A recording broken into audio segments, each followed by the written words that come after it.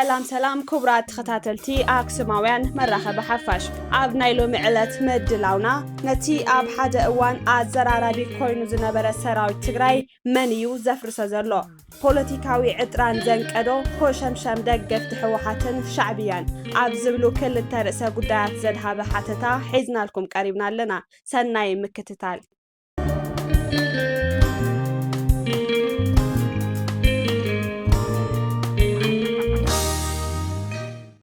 نتي عب حدا اوان عزرارابي كوينو زنبرا سراوي تقراي منيو زفر سزرلو عبزك أنا حدا سراويتن حانت تقراين زبلات حوتات بزحين كانين سلامنتاي كأيو كم وزبل أجندة تلعيلون تلنا من البات بوسانا نايتوم نجز زارسهم كاب كورن لعلن أزست سراويت تقراي إلوم زي سيمو حيلي زخوري أكال سراويت تقراي زنبرا ببزحي مناسي زركبو حيلي مت أخخاب سلاز جمرة كخوني خليو قدم حيدات سومنات أبال سراويت تقراي زخونن أبال ماخلاي كوميتي ودبنات أن تقراي كوينو زتانحن شويت بيتو بلاي ኣብ ናይ ውልቀ ፌስቡክ ገጹ ፖለቲካዊ ስልጣን ሓደ ህዝቢ ብብረት ንዝመን ጠለካ ሓይሊ ብብረት ኢኻ ትርከቦ ዘስምዕ መልእኽቲ ኣካፊሉ ነይሩ ድሕሪ እዚ ተመሳሳሊ መርገጽ ዝሓዙ መናእሰይ ኣባላት ሰራዊት ትግራይ እውን ከላሽን ተሓንጊጦም ካብ ሓራ መሬት ዝብል ስእልታት ከለጥፉ ጀሚሮም ኣለው ብሓይሊ ካብ ፖለቲካዊ ስልጣንና ተደፊና ኢና ዝብሉ ነባራት ሰበስልጣን ጊዜያዊ ምምሕዳር ትግራይ እውን እንተኾነ ነቲ ካብ ሓራ መሬት ዝብል ናይ ዝጠቅዑ ምንቅስቃሳት ከም ዝድግፍዎ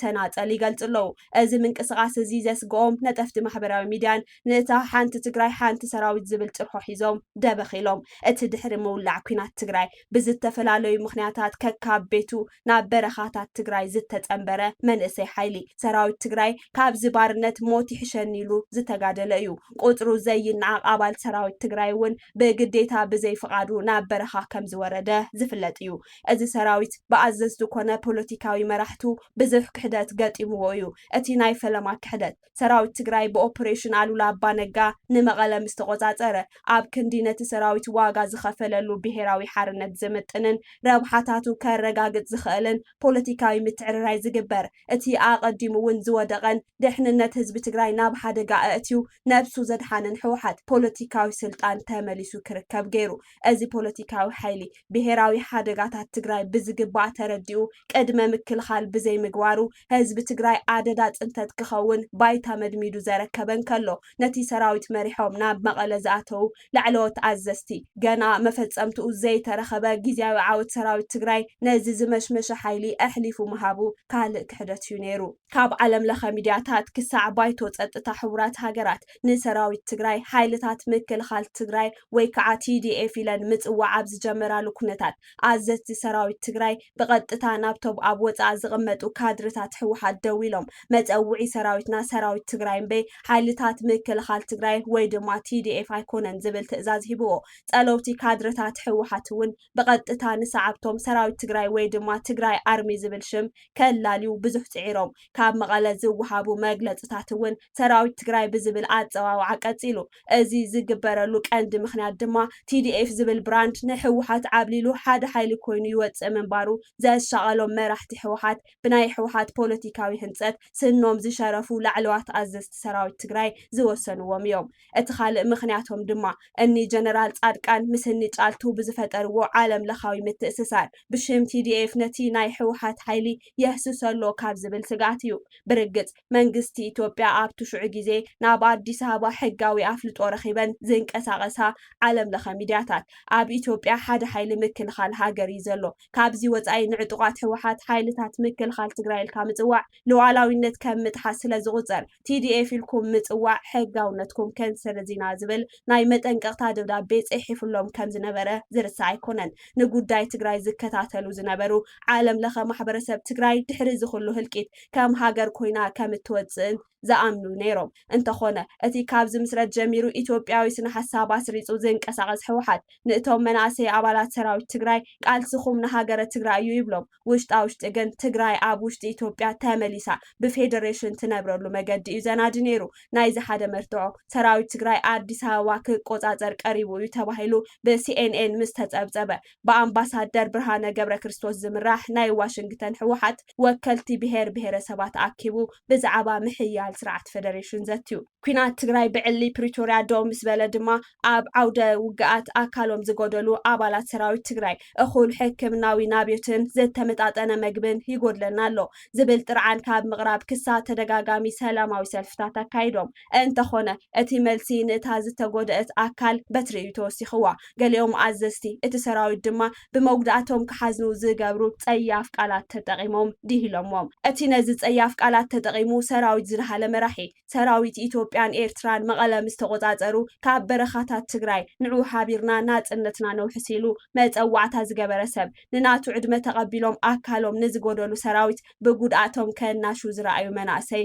ቁጥዖኦም ገሊፆም ነይሮም ሰራዊት ትግራይ ናብ መኸተ ካብ ዝተኣኻኸበሉ ዕላማታት ሓደ ብጎበጣ ሓይልታት ኣምሓራ ዝተተሓዘ ግዝኣት ትግራይ ከውሕስ ዝግብኦ እኳ እንተነበረ ብሰንኪ ካብ ዕላማታት እቲ ሰራዊት ዘይምንጩ ስሑት ወተሃደራዊ ቀመር ኣሽንኳይዶ ምዕራብ ትግራይ ከምልስ መወዳእትኡ ፀግዕተኛ ናይቲ ዘዋግኦ ዝነበረ መንግስቲ ክኸውን ገይርዎ ሕወሓት ብናይ ባዕሉ ተፈጥራዊ ከይዲ ናብ ክልተ ምስ ተመቐለ ድማ ነንነብሶም ካብ ኮርኒ ላዕሊ ኢሎም ዝሰየሙ ላዕለዎት ኣዘዝቲ ሰራዊት ትግራይ ብቁሉዕ ነቲ ሓደ ምቃል ሕወሓት ኢና ንድገፍ ኢሉ መግለፂ ምውፅኡን ነቲ ካልእ ምቃል ሕወሓት ብሓይሊ ካብ ትግራይ ሰጊጉ ማሕተማት ንቲንፈትለ ምርካቡን ድማ ሰራዊት ትግራይ ጠቕሊሉ እግሩ ቆሪፁ ዝደርበየሉ ኩነታት ተፈጢሩ እዚ ኩሉ ክሕደት ዘጋጠሞ መንእሰይ ሓይሊ ኣባል ሰራዊት ትግራይ እዩ እምበኣር ብሽም ሓንቲ ትግራይ ሓደ ሰራዊት ዝብል ጭርሖ ንሓደ ትግራይ ናይ ምድርዳር ዓቕማ ሓንሽሹ ኣብ ፀቢብ ጉጅላዊ ረብሓ ንዝተፀመደ ሓይሊ ክሕሽከር ዝድለ ዘሎ እዚ ጭርሖ ተግባራዊ ክኸውን ዝኽእል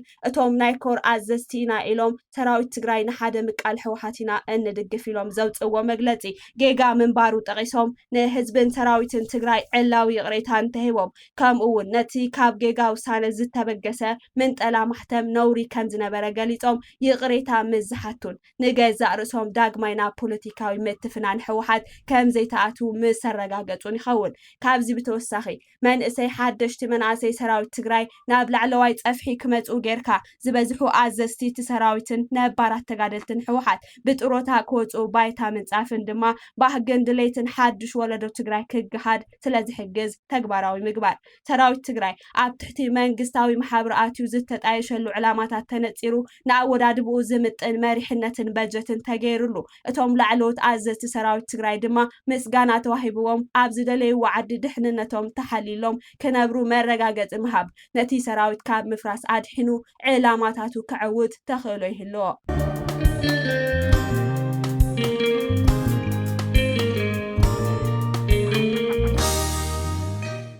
ፖለቲካዊ ዕጥራን ዘንቀዶ ኮሸምሸም ደገፍቲ ሕወሓትን ሻዕብያን ኣብቲ ንትግራይ ናብ ጀቕጀቕ ደልሃመት ዘእተወ ናይ ኩናት ነጋሪት ናይ ፅንተት መለኸት ብምንፋሕ ዒፍ ዘይትቕድሞም ዝነበረት ኣብ ማሕበራዊ መራኸብታት ዝነጥፉ ደገፍቲ ህግደፍ ኣብ ዝቅነ ብዘይተለመደ ተጋሩ ኣሕዋትና ሕወሓት ጀግና ኣርሓ ወያናይ ዝብላ ቃላት ሒዞም ተቐልቂሎም ኣለው ብፍላይ ሓደ ዘይወግዓዊ ወሃቢ ቃል ህግደፍ ኮይኑ ዝሰርሓሎም ብዓውታን ገል ጠምጠምን ፕሮፓጋንዳ ክሰርሕ ዝፍትን ናይ ገረዊ ናይ ግደ ዝፃወት ኤርትራዊ ንግለሰብ ዋና ሚድያታት ደገፍቲ ሕወሓት ብሽም ጠቂሱ ናብ ኣስመራ ምስ ዓደሞም ሽዑ ንሽዑ ብተሓጓስ እወንታዊ መልሲ ክህብሉ ተዓዚብና ሓድሽ ዜና ክነግረኩም ምስ ስታሊን ገብረ ስላሴ ክንሰርሕ ኢና ወረን ኣስመራ ክዕድሞ መደብ ኣለኒ ሃይለ ደደቢቱን እትገለገለ ዝተጋነነ ብልዕሊ ኤርትራ ዘለዎ መረዳእታ ገዲፍካ ኣብ ልዕሊ ሃገሩ ዘለዎ መትከል ዝፅላእ ኣይኮነን እቲ ፀገም እቶም ዕድመ ዝተገበረሎም ዋናታት ሚድያ ተወለድቲ ብሄረ ትግራይ ናብ ኣስመራ ኣትዮም ማክያቶ ክሰትዩ ምድላዮም ዘይኮነ ንዕድመ ዘብቅዖም ቀንዲ ርእሰ ጉዳይ እዩ እምበር ናብታ ብራእሲ ኣሉላ ኣባ ነጋ ዝተመስረተት ከተማ ኣስመራ ከይዶም ምስ ወገናቶም እንተትራኸቡ ዋላ ሓንቲ ሓጢያት ኣይነበሮን ሓደ ኣብ ፌስቡክ ልዕሊ 300,000 ተኸታሊ ዘለዎ ኤርትራን ፕረስ ዝተባሃለ ናይ ፌስቡክ ገጽ ድሕሪ ውዕሊ ፕሪቶሪያ ናብ ፌስቡክ ንጥፈታቱ ጠቕሊሉ ዓፅዩ ድሕሪ ምጽናሕ ኣብይ ኣሕመድ ጉዳይ ባሕሪ ይግባአና እዩ ዝብል ፕሮፓጋንዳ ናብ ተግባር ክቕይሮ ምንቅስቃስ ኣብ ዝገበረሉ ግዜ ናይ ፕሮፓጋንዳ ስራሕ ክሰርሕ ተመሊሱሎ እዚ ኤርትራን ፕረስን ካልኦት ንህግደፍ ደጊፎም ዝሰርሑ ነጠፍቲ ማሕበራዊ ሚድያ ኣብ ትሕሉፍ ናይ ፅንተት ኩናት ስቃይ ህዝቢ ትግራይ ክመርርን ከየብቅዕን ማእለያ ዘይብሉ ኣብ ናይ ሕሶት ተረኽ ዝተመስረተ ፕሮፓጋንዳ ኣብ ምንዛሕ ዝተፀመዱ እዮም ነይሮም እቲ ሕቶ ስለምንታይ እዮም እቶም እንስይ መስፍንን ኣባይ ፀሃየን ጠያይቲ ኣብ ግንባሮም ኣትይዎም ዘርኢ ስእሊ እናተቐባበሉ ብሞራል ተወለድቲ ትግራይ ዘባጭው ዝነበሩ ኣቶ ስብሓት ነጋ ናይ ሎሚ ብጻይ ኣቶ ኢሳያስ ኣፈወርቂ ምስ ምንኣስ ሓፍቶም ወይዘሮ ቅድሳን ነጋ ካቲና ኣትይዎም ብኣንቶኖቭ ኣዲስ ኣበባ እንተኣትዉ ናይ ኢድኩም እዩ ኢሎም ዝተመክሑን ነጠፍቲ ማሕበራዊ ሚድያ ደገፍቲ ህግደፍ ንሕወሓትን መራሕታን ብፍላይ ቲም ፈትለ ከተዓባብዩ ዝውዕሉ ዘለው እዩ ደገፍቲ ህግደፍን ብፈትለ ዝምራሕ ናይ ሓወልቲ ሕወሓትን ሓደ ዘራኽብ ናይ ፖለቲካ ዕዮ ገጢምዎም ኣሎ ንስውን ብኢሳያስ ኣፈወርቂ ዝምራሕ ህግደፍ ብሰንክቲ ኣብይ ኣሕመድ ንዓመታት ኣብኪዑ ክስንክቶ ዝደልዮ ዘሎ ጉዳይ ዓሰብ ይግባኣን እዩ ዝብል ፕሮፓጋንዳ ኢሳያስ ናይ ህልውና ሓደጋ ከጋጥሞ ከም ዝኽእል ስጋት ሓዲርዎ ኣሎ በቲ ካልእ ገጽ ድማ ኣብ ትግራይ ድሕሪ ስምምዕ ውዕሊ ፕሪቶርያ ነንባዕሉ ዘናኸስ ዘሎ ሕወሓት ብፍላይ እቲ ናይ ንፈትለ ቲም ብኣብይ ኣሕመድ ገጽ ተኸሊኡ ኣብ ትግራይ ከም ናይ ፖለቲካ ኤንቲቲ ከይቕጽል ዕሾኽ መርገም ኮይኑ መርገጽ የስእኖ ስለ ዘሎ እዩ እዞም ክልተ ካብ ዝፋለጡ 50 ዓመታት ዝደፈኑ መራሕቲ ህግደፍን ሕወሓትን ኢሳያስን ስብሓት ነጋን ነንባዕሎም ክደጋገፉን ክበላልዑን ህይወት ብኣማኢት ኣሽሓት ዝቁፀሩ ደገፍቶም ወይ ድማ ደቂ ማርያም ክልዖ ብዘይ ምኹኒ ፖለቲካዊ ሞገት ረጊፉ እዩ ትማሊ ኣይ ከሰርናን ኢሉ ምስ ኣብይ ኣሕመድ ፀሚዱ ምሉእ ዓቕሚ ወተሃደራት ኤርትራ ኣኽቲቱ ኣብ ትግራይ ሰላማውያን ሰባት ካብ ምቕታል ክሳብ ጾታዊ ዓመፅ ህፃውንትን ኣረጋውያንን ደቂ ኣንስትዮን ካብ ዝምታ ንብረት ውልቀ ሰባት ክሳብ ዕንወት ኣብያተ ትምህርትን ትካላት ጥዕናን ዝፈጸመ ኢሳያስ ኣፈወርቂ ሎሚ ግልብጥ ኢሉ ንእቶም ተሓሽኪሮም ከቶ ዘይመንዎም መራሕቲ ሕወሓት ሰሚርና ንኣብይ ነጥፋዮ ዝብል ነፀላ ሒዝሎም ደበኺሉ እቲ ሰብኣይ ዕድለኛ እዩ ኣብ ትግራይ ዘሎ መሪሕነት መፂኻ ለይዶ ክፅበየካ ዝዓይነቱ ፕሮፓጋንዳ ዓፂቆሎ ናይዚ ውፅኢት ድማ ኣብ መቐለ ዝቕመጡ ደገፍቲ ትጉጅለ ነቲ ብዘይ ምሕረት ንትግራይ ዝጨፍጨፈ ኢሳያስን ሓንጎልን ፖለቲካዊ ዓቕሙን ካብ ዓለም ተወዳዳሪ ከም ዘይብሉ ክሰብኩና ጀሚሮም ሰማዒ ዝረኸቡ ደኣ ኣይመስልን እምበር ካልኦት ስብከታት እውን ከስዕቡ ይኾኑ እዮም ስለዚ ነጠፍቲ ማሕበራዊ ሚድያን ሰብዋና ሜይንስትሪም ሚድያታትን ዝኾኑ ደገፍቲ ሕወሓት ቲም ፈትለ ህግደፍን ዘራኸቦም ናይ ዓሚልን ኮማሪትን ዝምድና እምበር ካብዚ ዝብገስ እዩ ደርሆ ምስ ደርሆ ተማኺረንስ ኣይንተሓረድ ይብላ ዝብል ምስላ ወለድሎ ናይዞም ሰባት ኮሸምሸም እውን ኣብ ስልጣኖም ክቕንዩ ናይ ዝወሰኑ መራሕቶም ውፅኢት እምበር እዚ ዝበሃል ዕላማ ኮነ ዕዮ የብሎምን ሽጣራታት ኮምብሽታቶ ዘይተረድኦም ካብ ትግራይ ዝውለዱ ሰብዋና ሚድያታት ድማ እቲ መፀዋዕታን ዕድመን ናይ እማን መሲልዋቶም ልቦም ክትፍንፃሕ ኢላ ምስ ትዕዘብ ኢሳያስ ኣፈወርቂ ኣብ ሓደ መድረክ ሓሪቑ ንተኣከብቲ ሃየ ዝብል ግብረ መልሱ ክእንግዶም ብሓለፎም ዝተፅሓፈ ካብ ሊላይ ቲቪ ዝተወሰደ